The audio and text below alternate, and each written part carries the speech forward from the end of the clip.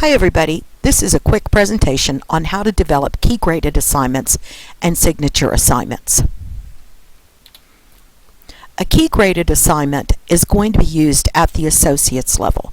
A signature assignment is more complex and is used at the bachelor level.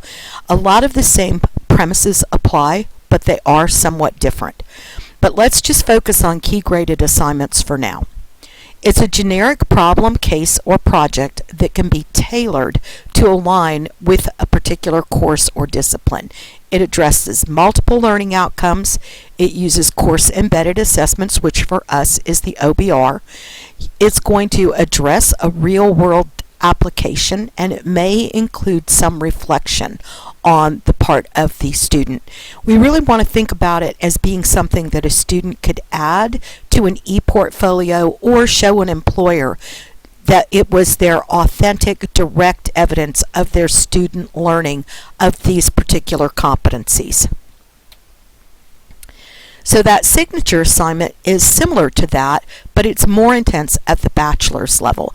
It uses cumulative learning to pursue a significant project related to a problem. A lot of times you'll see this in a capstone. In our case, we will also have it at some of our higher level classes. We really want the student to produce work that expresses insights and the learning that they've gained from an inquiry-based standpoint. It demonstrates those skills and knowledge that they've acquired. It might include research, it may include a practicum, or some kind of other experiential learning. In our case, usually it's going to be a project or research. It always has substantial writing, multiple kinds of reflection on learning, and visible results, and we would want the student to be able to use this with an employer for what they've learned here at Allied. So what about other assignments? If they're not a key graded assignment and they're not a signature assignment, what about other assignments? If they're mapped, they still need to focus on authentic assessments, so real world application, and they still need to fulfill the map. If they're not mapped, lucky you. You have flexibility in mapping those assignments. We still want them to reflect our institutional effectiveness, and all assignments are going to have proficiency descriptors. So where do we start? Well, the maps have primarily been done unless you're doing a class that is not on the core degree map, and so the maps that have been done align with our degree programs. But you may have a class that is an elective. It still has to line up, and we want to use Bloom's taxonomy, the DQP from the Illumina Foundation, and line it up on our map, but you would be the one doing that. We want to make sure we include those core competencies, the institutional core competencies in each course, and you're going to review those learning outcomes for the key graded assignment, come to common agreement with the Director of Assessment and Instructional Development, which is formerly CCD. You're going to design those tasks or problems, draft the assignment, and you're customizing that assignment to each particular course or discipline, and then engage how it should be assessed. You're going to discuss that with me as the Director of Assessment. We use course-embedded rubrics, and then if it needs to be redesigned at a later date after we look at the outcomes assessment, we'll make that determination then. And these are the core competencies: written communication, oral communication, quantitative reasoning, critical thinking, information literacy, and we have split ethics and diversity into legal and ethical concepts and then global diversity, cultural aspects, so that you don't have to do both in the same assignment. That would be very limiting. So it still goes to our institutional core competency, but the assignments can be split between legal and ethical reasoning, and then other assignments could be global diversity or cultural reasoning. So the ICC, and this is the APLO map for the Associates in Business, and you see that the boxes are color-coded. So if it's blue, it is written communication, green oral, gold is quantitative, etc. The preliminary tasks in the course are to align the modules from the textbook and the reading, and to group similar learning concepts.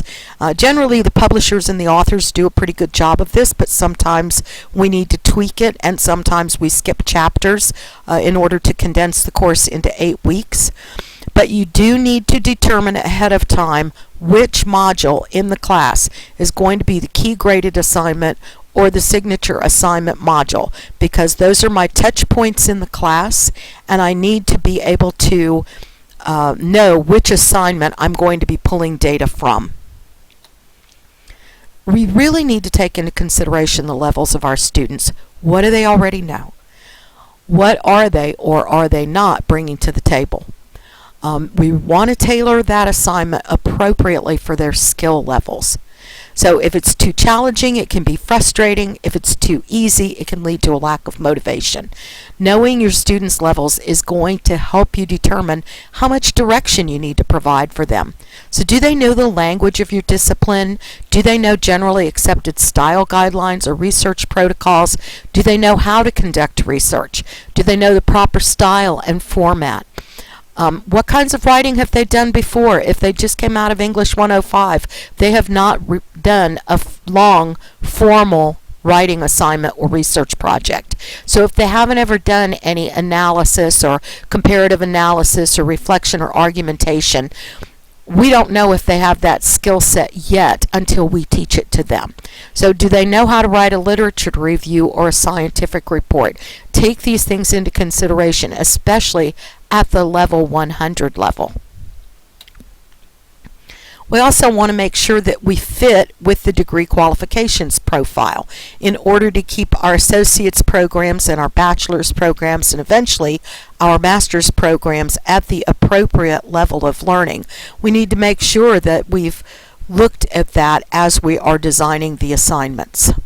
And remember that it's going to take your first and second year students a lot longer to do things like read and read with comprehension for subject matter that they're unfamiliar with. So the upperclassmen have now had a couple of years of practice, but your lowerclassmen have not. Double check that IRM map, and this is where we are introducing students to a concept, and you can see where that is, where we are reinforcing that same concept, and then the M is for where we expect the students to master it. And note that a mastery level at the associate's level is of course different than a mastery level at the bachelor's, and even more so once you get into a master's degree. Your mastery of a subject will be far more than it was at bachelor's or associates. But what we want to do is we want to make sure that we measure each SLO only in one module. You might measure it twice in the same module if you do it with the discussion board, but you will not have SLOs that are measured in 2 different modules. That's not going to occur anymore. So no crossing over to other modules. You would have to write a new SLO. And for the key graded assignments, we really want to focus on something that would be representative of the student's work that they could use with an employer. It should represent cumulative knowledge, but it doesn't have to be summative of the entire course. So here's an example from Management 105. We're using a case study on Amazon. We have some of the learning outcomes, and these have changed just a little bit, so I'm going to show you the new SLOs that we're using with it. The good KGA is well aligned. It displays knowledge and skills essential to the outcomes of the course. It gives us direct evidence of the student's accomplishment. It usually addresses several learning outcomes, including Gen Ed, and it uses real-world applications, so we want those authentic assessments. It really gives the student the opportunity to articulate and analyze an issue from several perspectives, and we will use those to take institutional insight and data to ensure that we're achieving our learning outcomes. So they're going to be competency-based because we don't want the student to have the opportunity to plagiarized, so regretfully a lot of the stuff from the textbook has already been put out on the internet. We want to make sure also that we're telling the student exactly what we want them to deliver to us. Make them use that knowledge, but also give specific instruction. You want to use some research skills, presenting that real-world scenario, and the majority of KGAs and signature assignments are going to be scenario-based. So the SLOs that we're using in Management 105, SLO 13, assess the role of control systems and quality management in organizational goal attainment. Now this is a written communication competency that we're going to measure with this assignment. The SLO 14, in summarizing the planning process and describing organizational goals, we have mapped to information literacy. So the directions are to read the Amazon case, and then we actually tell the student what the purpose of this assignment is. It's to summarize the knowledge they've gained in the course, refer back to the table of contents, refresh their memory about all of the learning concepts.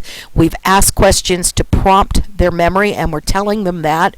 We're asking them to use the language that they've learned in the book, and we're also asking them to analyze the strategic management practices of Amazon. Then giving them the instructions. So we've given them the purpose. Here are the instructions to do the essay with the following components. And then further, we prompt the students for each paragraph. Specifically, what kind of decisions does Amazon make?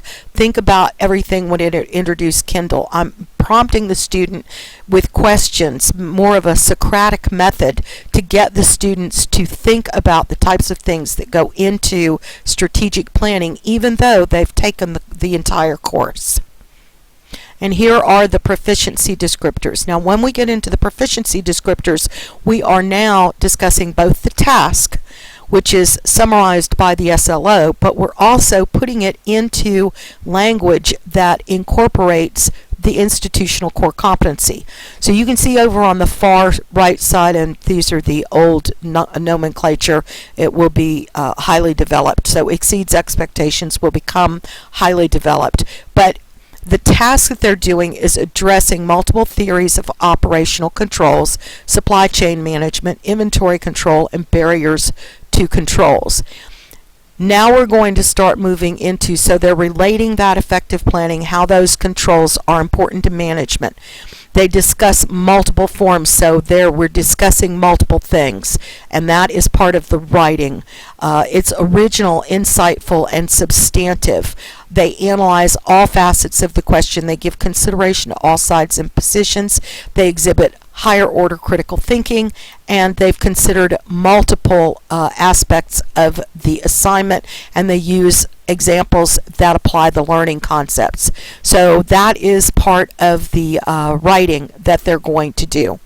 Then moving down to the SLO 14, we're selecting a variety of sources directly related to the planning process, fully and thoroughly analyzing the case studies. So there's that informational literacy, selecting that variety of sources.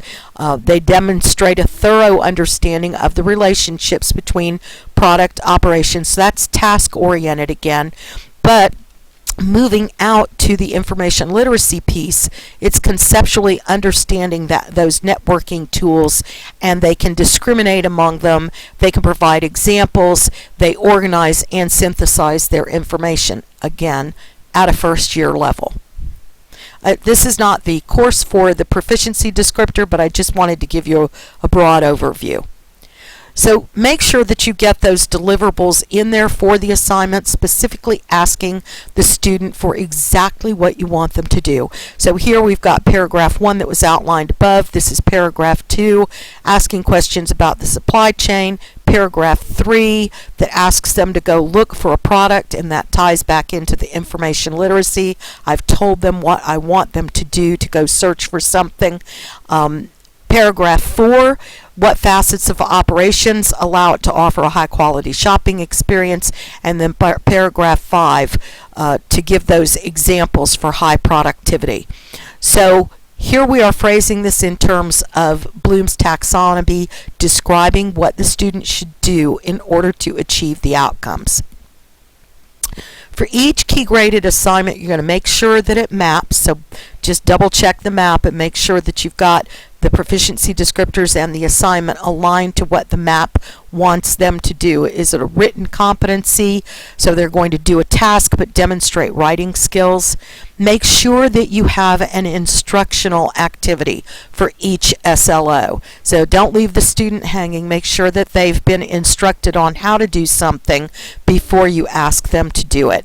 And also remember, we're trying to get at least one library assignment and one library discussion board in each class. We demonstrate our success in developing KGAs by each student. We could use it as an electronic portfolio. We're analyzing that student's artifacts. Our programs, we measure our programs. We measure our institutional core competencies. And then we can combine those in a number of different ways to ensure that we are achieving our institutional mission. So it's a brief overview of the development of key graded assignments using outcomes-based assignments. Not all assignments will be key graded assignments, but we do want them to have a body of work when they get out of school that they would be proud to show an employer. And if you need any help with this, I'm available. Diane Sykes, dsykes@allied.edu, 570-939-0487.